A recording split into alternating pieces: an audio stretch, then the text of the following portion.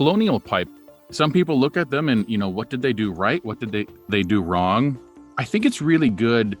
No one was harmed that I know of, but people really got to experience what it means to even be not perfect at cybersecurity. Welcome to the Reimagining Cyber podcast, where we share short and to the point perspectives on the cyber landscape. It's all about engaging yet casual conversations on what organizations are doing to reimagine their cyber programs while ensuring their business objectives are top priority. With my co-host, Stan Wisseman, Head of Security Strategist, I'm Rob Borrego, Chief Security Strategist, and this is Reimagining Cyber.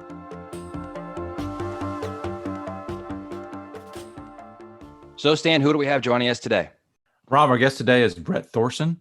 Brett is a principal at Platinion's cybersecurity chapter with over 25 years of experience in cybersecurity and information technology, including his work with the federal intelligence community and large global commercial firms. Brett, can you expand on your background for our audience? Sure, absolutely. And if you haven't heard Platinion, it's because it's a small part of Boston Consulting Group. They added on a bunch of little specific things to do, big data processing and engineering, and we're the cybersecurity part of it. Gotcha. My background, I've been here for about 4 years. It's the best job I've ever had, working with the A-team every day. I absolutely love it.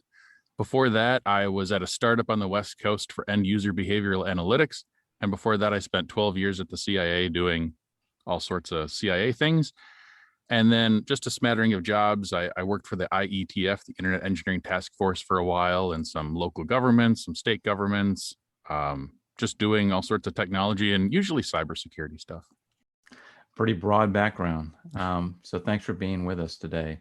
For years, cybersecurity experts and intelligence officials have warned us about the high-stake threats associated with cyber attacks on our critical infrastructure. But it wasn't until this ransomware attack against Colonial Pipeline that, U.S. citizens really felt it. I mean, they were really concerned about being able to get gas into their cars. What are your thoughts on the attack and its impact? It's really interesting how everyone reacted. And, when you think about it, it really could have been a lot worse. So this was fuel for cars, and luckily it disrupted the supply chain a little bit. But let's think if it was our water system, right? Or sewage system. I mean, things that could really cause a risk to life right off the bat. But, Colonial Pipe, it's mostly over with. There's still a lot of trucks zooming back and forth as fast as possible on the East Coast. But some people look at them and, what did they do right? What did they do wrong? A lot of fingers pointed at them right now. And then the presidential executive order came out as well. And that just happened to be good or bad timing, depending upon how you see those types of things. So I think it's really good that no one was harmed that I know of, but people really got to experience what it means to even be not perfect at cybersecurity. I think that's interesting, to kind of look at that safety aspect of it, Brett, because when you start considering, not just this pipeline issue that got all this media attention, but what about what happens, as you said, critical infrastructure, water and other resources? And it kind of hits this personal spot to people. And I find it interesting. I was talking to a colleague when this came out in security, and they're like, all of a sudden my friends and family are like, what's going on? What's this all about? Well, this is what I've been telling you all along the way, that these are the type of issues that can happen, right? So when you look at that, and you also kind of look at this media spotlight that was put on it, right? Whether positive information, negative information, even sometimes not the right information. What's your take on how these type of incidents truly actually shift to make a change, right? You mentioned the executive order that's come out. Okay, great. But reality is, when you talk to different organizations out there, is it just kind of what was latest in the news and they're reacting to that? Or is the reality as, okay, we truly have to look at this holistically as to the program we're going to put in place effectively and not just kind of a single point of response? Yeah, I think it did a lot because since it brought it to everyone's attention, you can now relate it to different things. So let's take home security. Like, you drive into your neighborhood or your apartment building, and maybe you have a fence around it, right? You can look and visually see, is that fence intact? Or you can see, is there a stranger standing on the corner with a clipboard, taking notes and stuff? And so even in the operational technology or even in the utilities sector, there are people who are very security conscious. I mean, there are people working on the line. There are people, driving up to the buildings. So everyone from HR all the way to, I turn a valve, all those people are trained from day one. You work in critical infrastructure, you have to keep your eyes and ears open. And it's really easy to do that in a physical sense. So if someone can get to a pump and throw sand in the bearings and destroy it, people will say, well, let's build a fence around that pump. The corollary to cybersecurity is when you drive up to the building, you have no idea if the firewall has been accidentally configured to cross two VLANs and completely bypass it. There's no way of knowing that. And that's why you need constant testing. That's why you need to have the neighborhood watch, if you will, but that comes at a cost. You can't just ask everyone, hey, please be safe at the plant or on the site or at the location. You need to have a specialized company come in with specialized skills and tools and poke holes and try to test everything. And in operational technology, everyone has always said, we don't trust these white hat hackers. They're going to come in, they're going to touch something, they're going to accidentally tip it over. And my response to that has always been, you should have a plan in place. And that's a whole discussion we can have as well.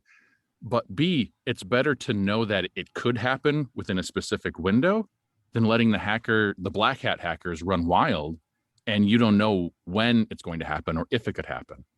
I think it's all about risk management. And if you don't have, as you point out, that visibility into what your security posture is or where your weaknesses are, whether it be on the IT or the OT side, and you don't have that ability to understand where those vulnerabilities, you can't manage that risk. Mm-hmm. And so when you're dealing with your customers and trying to raise their awareness about these issues and helping them understand that, given the threat landscape we're in today, it doesn't matter who you are.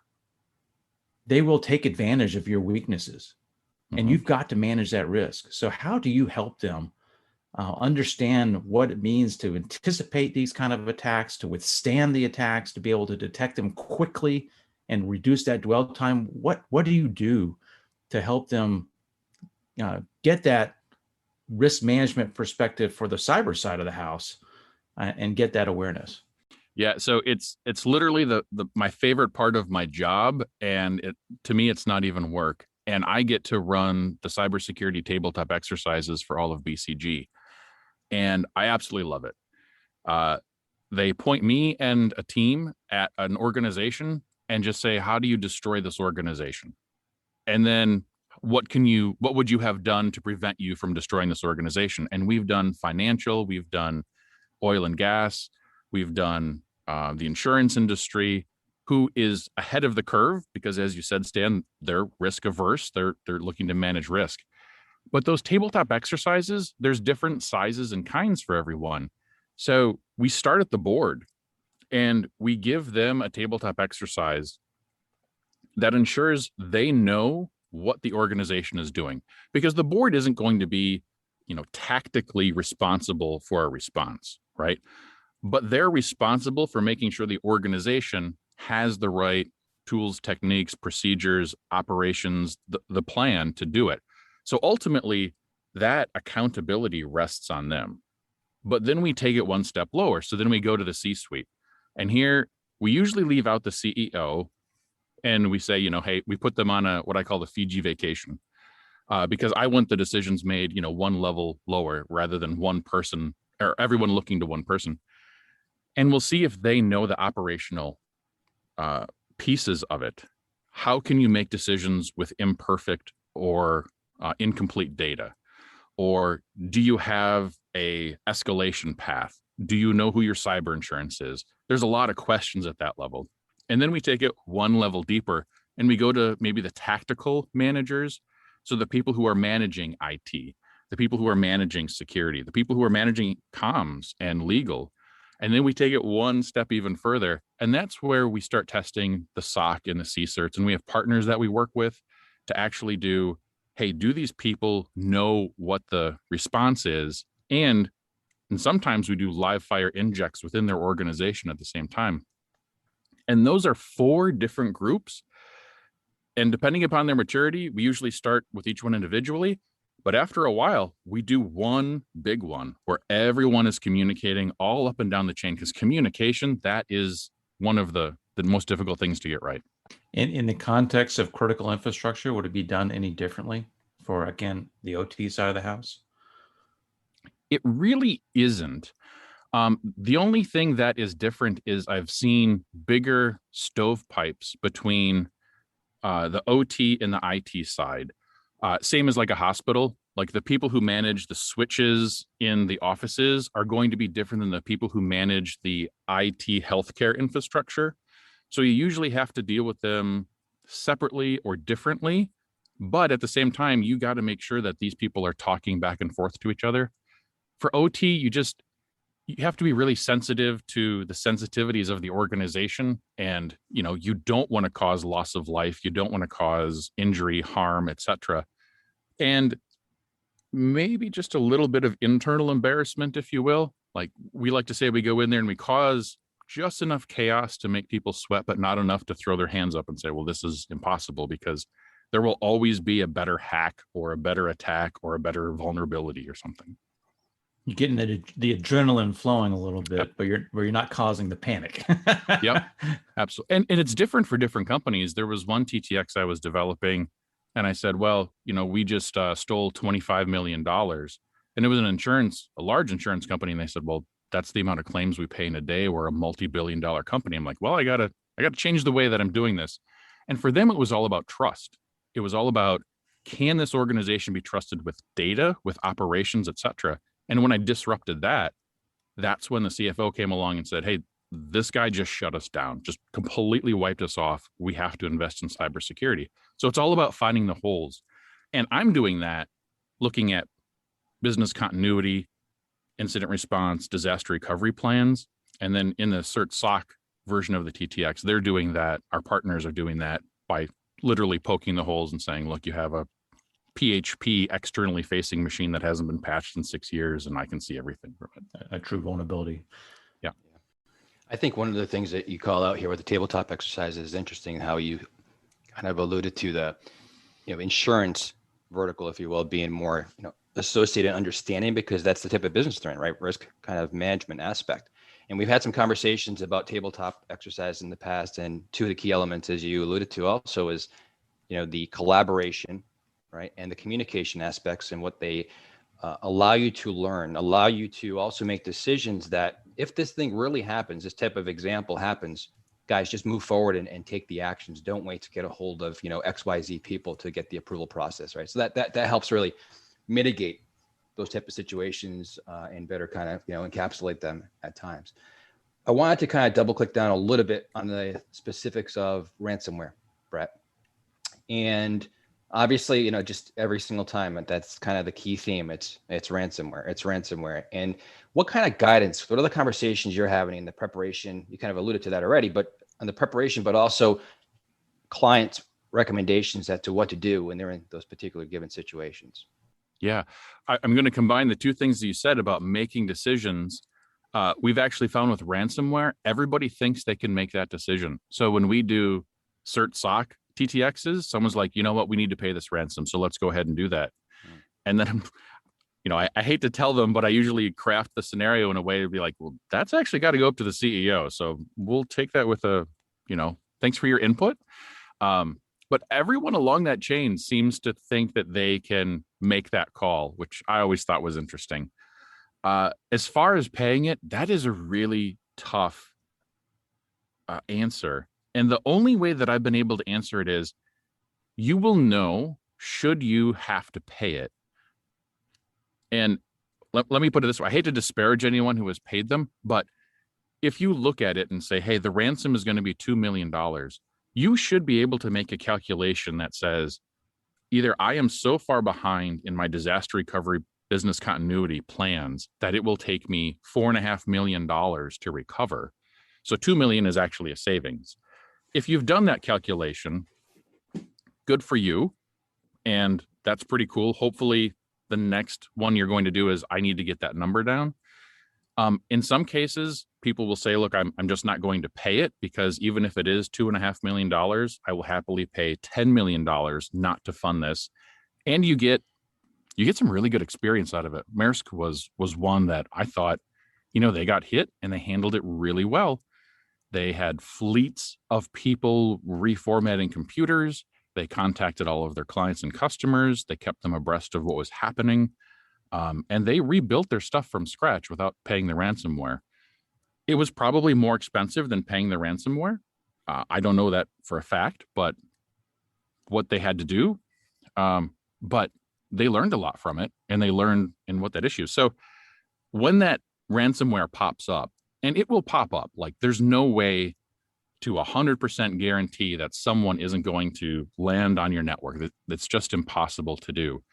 Hopefully you will have, segregated that computer or segmented your network so it doesn't spread. And you can make a quick decision and say, well, it's on 5 computers.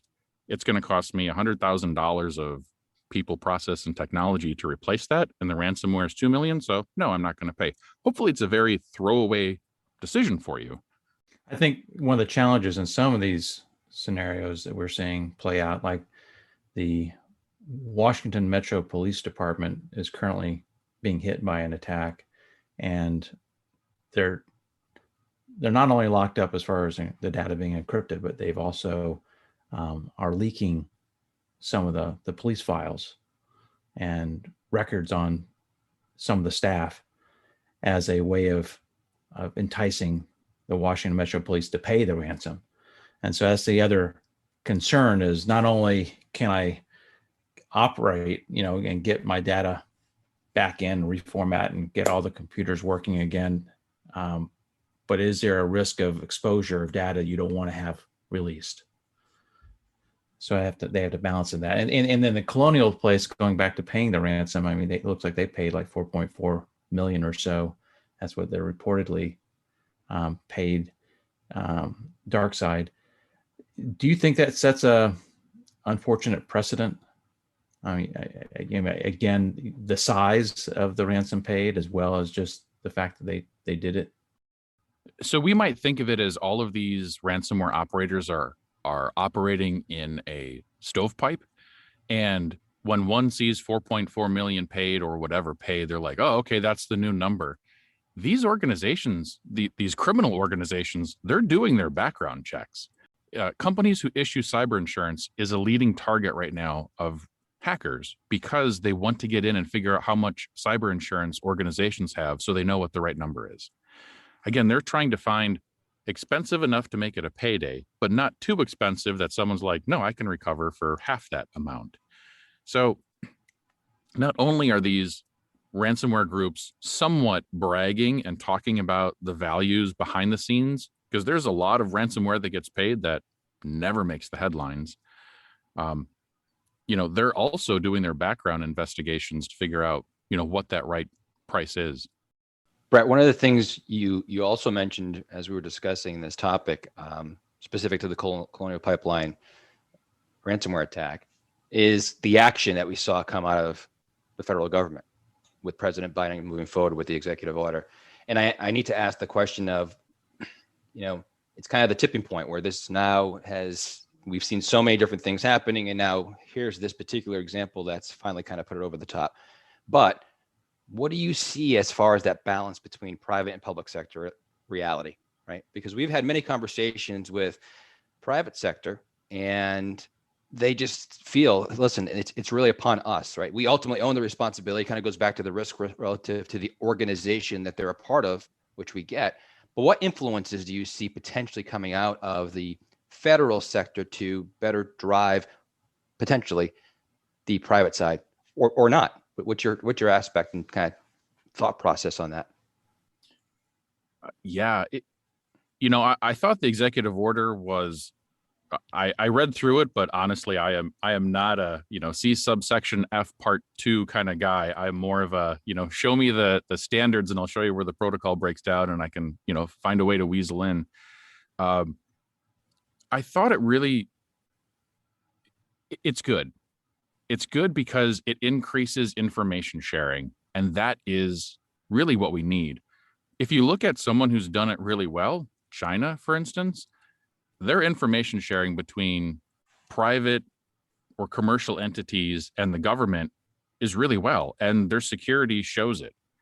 The America, on the other hand, even while I was working at the agency, we would see things that we really couldn't tell anyone else about because the way that we discovered it was it had to be classified, right? And so, it kind of broke our hearts sometime, but there was a greater good involved. I'm hoping that with some of this new action, there will be a increased ability to, from government, pass down to private organizations, just say, tap them on the shoulder. Hey, a little bird said this. You should really check it out. I know the FBI has been doing a lot. I get their out of the New York office, they issue these briefs and stuff, and they're actually really good. And it just kind of lets you know, like, hey, if the FBI is putting this out in public, chances are there's something really beefy behind it, and it's time to take action. Now, even within the organizations within the government, the information sharing is pretty tough. I've had the opportunity to work inside some DoD complexes, and just talking with the mission operators there about, hey, if we do detect a threat, we have to touch 25 different systems to collect all that information. Even in the commercial areas, everyone has a SIM system, but even so, you still have to touch a bunch of different things to maybe collect it all in one place. In the DoD, it's even worse because you're crossing missions, you're crossing buildings, you're crossing geographies, and the hackers don't care. They're just pivoting around wherever they can. I'm hoping that it makes it easy for the threat hunters and the incident responders to have all of that data in one place. Agreed. I think, Brett, that one of the things that we're seeing out there is, it's been going on for years, right? That whole collaboration, again, goes back to the information sharing, right? And this kind of keep it close to the vest, but I'd like to hear everything else you have to tell me. And it's like, well, come on, it's a two-way street. And the reality is we only get better if we actually do communicate. And then that partnership, and I do call it a partnership with the FBI, right? Working actually ahead of time, building those relationships, knowing who to call when actually something's happening. And it's not the first time you're speaking to them at that point in time, right? When you're scuffling and trying to figure out just what happened. So Brett, great insight. Really appreciate you taking the time today to take us through this and your background and experiences that you have in engaging with your clients on similar types of situations that unfortunately will happen. But again, the guidance is always of value. So thank you for the time today, Brett. Thanks for having me. I appreciate it. Thanks, Brett. Thanks for listening to the Reimagining Cyber podcast. We hope you enjoyed this episode. If you would like to have us cover a specific topic of interest, feel free to reach out to us, and you can find out how in the show notes. And don't forget to subscribe. This podcast was brought to you by CyberRes, a micro-focused line of business, where our mission is to deliver cyber resilience by engaging people, process, and technology to protect, detect, and evolve.